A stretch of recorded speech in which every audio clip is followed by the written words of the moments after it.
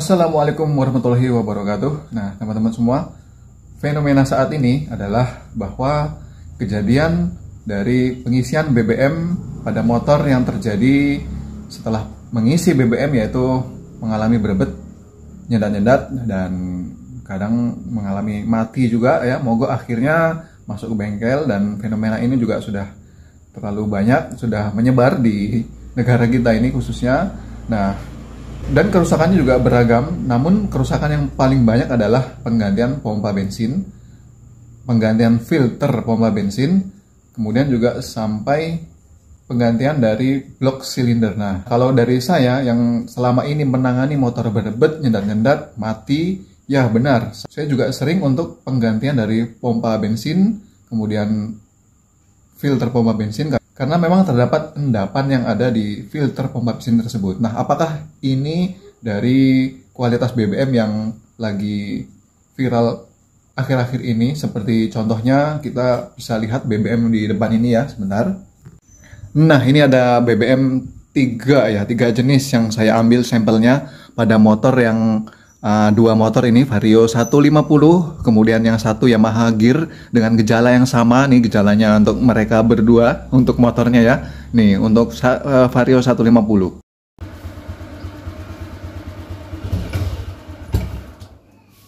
Tuh. Kemudian ini untuk Yamaha Gear, habis isi bensin beberapa hari yang lalu. Oke.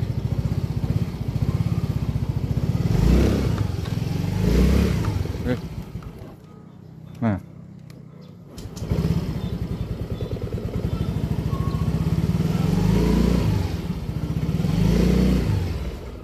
oke, saat ini kita ambil sampel BBM-nya ya dari Vario 150 yang ini, yaitu memakai yang berwarna biru, kemudian yang Yamaha Gear memakai yang warnanya ungu ya. Ini sepertinya ada campuran sedikit antara warna merah dan biru ya. Kebanyakan merahnya ya. Ini dari plat merah semua, karena di daerah tempat saya ini di Kalimantan adanya BBM jenis plat merah. Seperti itu. Nah, untuk yang ini adalah BBM dari contoh motor yang normal, yang tapi normalnya oleh sistem karburator. Ini kita bisa lihat ya warnanya. Ini dibeli 1 hari setelah pemakaian ya. Kalau yang ini seminggu yang lalu, yang ini juga 1 minggu yang lalu. Informasi dari pemiliknya seperti itu. Nah, seperti ini. Beda ya. Kita lihat yang biru aja. Beda ya warnanya ya. Ini yang baru 1 hari, ini yang sudah 1 minggu. Kalau menurut saya, mungkin tangkinya kotor ya, mungkin. Jadi saya ambil seperti ini. Nah, kalau ada yang nanti kita bisa uji ya, saya juga kurang tahu karena saya orang awam. Saya hanya mekanik tambal ban. Nih, tambal ban. Nah, kalau dalam sepengetahuan saya, yaitu pada beberapa kasus motor yang saya tanganin adalah karena filternya diganti, dan saat-saat ini ya filter diganti karena ada gel, malah karena ada gel ya, ada gel. Kemudian kalau yang di mobil karena ada seperti pasir-pasir berwarna silver seperti itu ya, seperti gram-gram warna silver itu ya di filter bensinnya. Kemudian juga di alasnya tangki bensin itu. Nah, selama saya menangani motor seperti berebet, kemudian nyendat-nyendat, kemudian sampai mati, kemudian sampai ganti fuel pump, pompa bensin dan filternya, itu ya benar adanya. Saya juga sering mengalami memperbaiki masalah motor dengan kendala seperti tersebut. Tapi kalau yang ini tadi ya, tak sebutkan ini punyanya motor karburator ya, jadi tidak ada masalah dengan motor karburator. Jadi fenomena yang sekarang saat ini kemungkinan besar tidak terjadi pada motor yang bermesin dengan mesin lama karburator atau keluaran lama ya. Kalau keluaran baru kan menggunakan filter bensin. Nah, itu yang mengakibatkan filternya tersumbat, kemudian mengganggu kelancaran dari penghisapan bensin masuk ke ruang bakar. Contohnya begini. Nah, kalau menurut saya ya, dengan kualitas BBM yang bisa mengakibatkan bahwa motor itu bisa berebet atau bisa nyendat-nyendat, bahkan bisa mati, itu ya ada benernya juga. Karena ini yang kita nggak tahu ya, saya juga bukan ahlinya, bahwa BBM ini tergantung dari segi viskositasnya atau apa namanya, kekentalannya ya. Kalau BBM ini kental, ya terlalu kental. Kenapa kok dia terlalu kental? Karena kebanyakan zat tambahan atau zat aditif. Zat aditif itu bisa berupa bermacam-macam untuk menambah nilai dari fungsi BBM itu sendiri ya. Tergantung jenis produknya dan mereknya dan perusahaannya ya. Beda-beda itu semua. Ada yang menambahkan zat aditif dengan zat pewarna ya, seperti ini, warnanya beda-beda. Ada yang hijau, biru, kemudian yang merah, ada yang warna kuning ya. Itu semua zat pewarna. Kemudian juga ada zat pembersih ruang bakar, itu juga bisa ditambahkan ya sebagai nilai tambahan untuk kualitas dari bahan bakar. Kemudian juga ada zat, dan ada juga zat tambahan, yaitu zat tambahan pewangi. Nah itu kan ada kan, ketika dibakar tuh jadi baunya wangi kalau dari belakang seperti. Nah ketika zat tambahan tersebut ditambahkan terlalu banyak atau mungkin kelebihan atau ya entah tidak senyawa dengan bahan bakar itu sendiri, dia akhirnya menjadi kental ya, viskositasnya kental. Nah itu kalau menggunakan mesin bensin, maka yang ada adalah filter bensinnya tersumbat karena terlalu kental bahan bakarnya. Tapi kalau saya lihat sih dari sini ya enggak ya, karena dari orang awam aja bisa kita lihat ya di sini kental cair ya, encer ya, dan tidak kental nih. Kalau dia kental ya enggak mungkin bisa tersedot oleh filter bensin, kemudian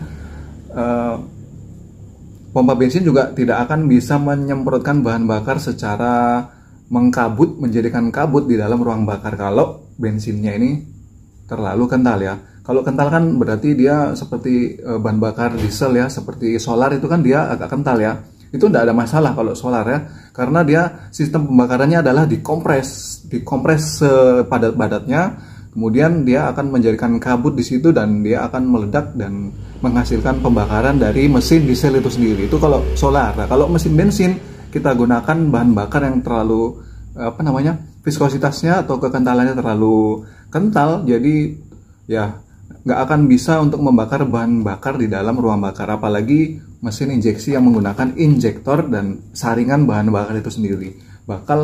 Dia akan bakal nyangkut di filter, kemudian juga untuk menyemprotkan bahan bakar dia tidak akan sanggup menjadikan tidak akan sanggup menjadikan pengkabutan di dalam ruang bakar. Akhirnya berebet lah waktu dibakar. Ya memang bisa terbakar tapi dia berebet dan bisa jalan tapi dia nyendat. Nah itu yang menjadi pengetahuan yang saya ketahui selama ini ya. Nah ada lagi juga masalah density-nya ya, atau berat jenisnya dari BBM itu sendiri. Nah seperti itu ya, itu juga harus diperhatikan yang dari situnya. Kadang kan senyawa dari bahan bakar minyak sendiri kalau ditambahkan dengan zat-zat aditif, pembersih lah, pewarna lah, kemudian ada apa lagi yang bisa membuat nilai tambah dari bahan bakar itu sendiri.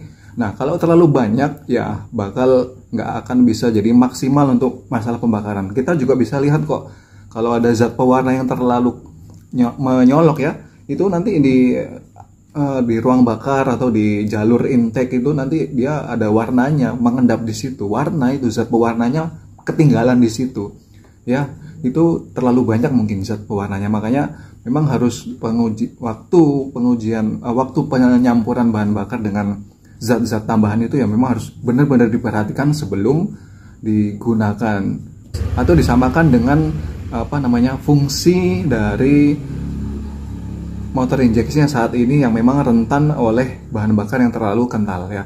Kalau untuk masalah oktannya ini lagi ya. Kalau untuk masalah oktan, menurut saya pribadi yang saya ketahui bahwa minyak bumi itu diproduksi menjadi bahan bakar.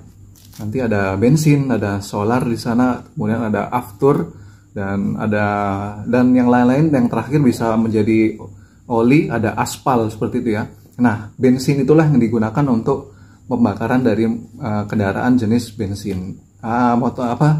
Kendaraan bermotor dengan bahan bakar bensin. Nah, bensin itu sendiri awalnya jika dari minyak bumi dibakar menghasilkan bensin, dan bensin itu hasilnya ya berwarna, tidak ada warnanya ya. Mungkin putih agak kekuningan, seperti itu yang saya ketahui selama ini.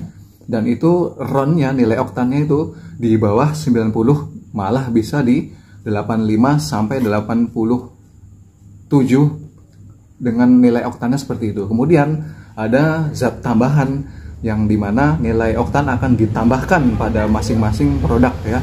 Makanya ada BBM dengan oktan itu dari 90, 92, 95, 98, bahkan ada yang 100 ya. Jadi untuk menambah nilai oktan itu sendiri juga ada senyawa-senyawa yang dicampurkan dari BBM bahan, apakah itu zat tambahan, yaitu kadang dipakaikan zat yang namanya dari fermentasi tumbuhan adalah atau fermentasi tanaman ya. Jadi bahan bakar non fosil yang itu dipakai di MotoGP di 2027 nantinya. 2026 atau 2027 ya, seperti itu. Jadi MotoGP juga tidak akan menggunakan bahan bakar fosil lagi pada 2026 atau 2027. Sama sebenarnya sudah ada bahan bakar non fosil yang mana itu nanti dicampurkan dengan bahan bakar fosil seperti ini ya, yaitu nah di sini.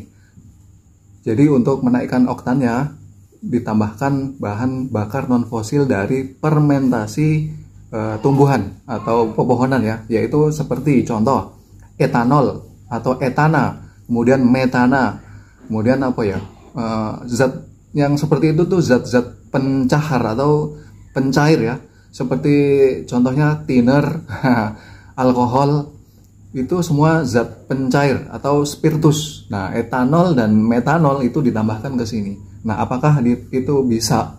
Ya, buktinya bisa ya, bisa menaikkan oktan. Nah, seperti itu untuk cara menambah oktan dari BBM ya, yang mana kadang oktan itu ada yang 90, 92, 95 ya. Terus dibedakan dengan warna ini ya, hijau, biru, dan merah, kadang-kadang ada yang kuning juga. Nah, itu yang jadikan nilai tambah dari suatu produk dari beberapa merek atau beberapa merek perusahaan ya. Jadi mereka akan mempunyai nilai masing-masing dan mempunyai kualitas masing-masing dan mempunyai keunggulan masing-masing. Jadi saya nggak bahas masalah apakah BBM itu bisa membuat motor bisa berebet.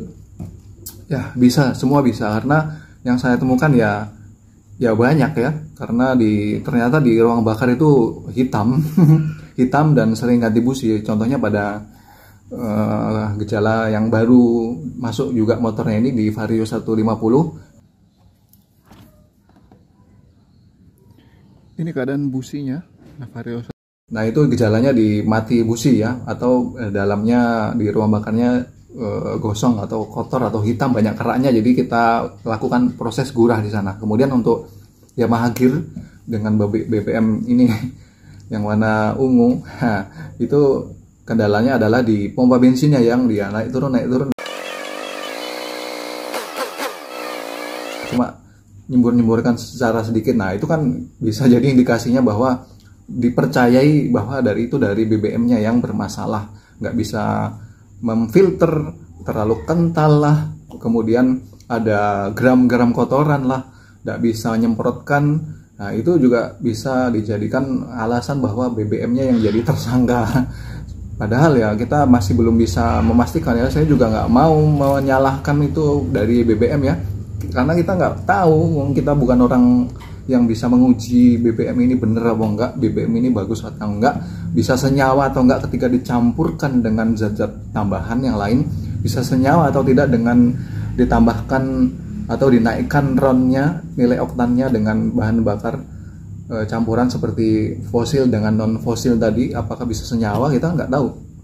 Bahkan kadang ada yang motor itu menggunakan thinner loh, ada yang menggunakan spiritus juga ada. Nyala, bisa jalan. Karena spiritus, thinner itu oktannya tuh di atas 100 semua, bisa 110, bisa 120. Atau afgas ya, tahu ya, bahan bakar dari motor balap ya, itu kan mengandung etanol dan metanol 100% itu, dan bahan bakar fosilnya cuma beberapa persen saja di situ. Iya kan?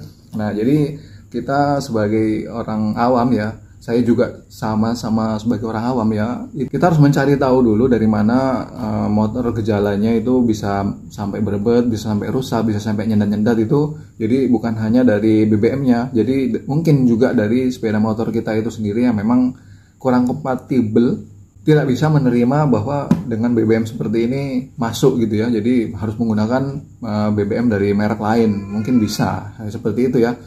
Jadi ya seperti itu aja. Kalau untuk yang hal-hal yang lain ya, eh, bagi saya sih, saya di motor sendiri juga belum pernah sih untuk apa namanya, kejadian seperti itu ya. Kendaraan saya belum pernah ada yang injeksi seperti ini, ada yang karburator juga belum pernah.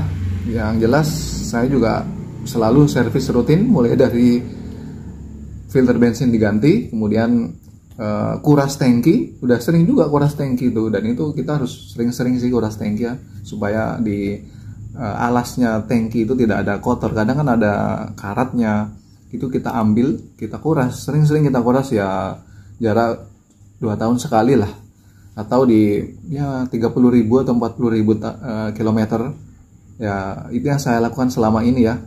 Jadi kalau saya belum ada menemui masalah bensin ini menjadi masalah di motor saya sendiri, kecuali pernah kemasukan air. Kalau kemasukan air karena kehujanan atau di tangkinya di SPBU-nya itu kemasukan air karena pernah banjir, ya pernah juga. Jadi makanya sering-sering kuras tangki.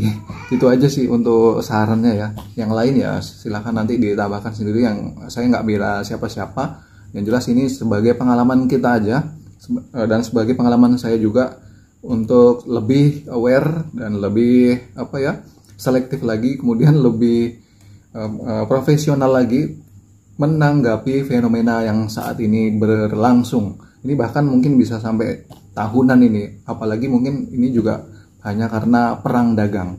Thank you. Assalamualaikum warahmatullahi wabarakatuh.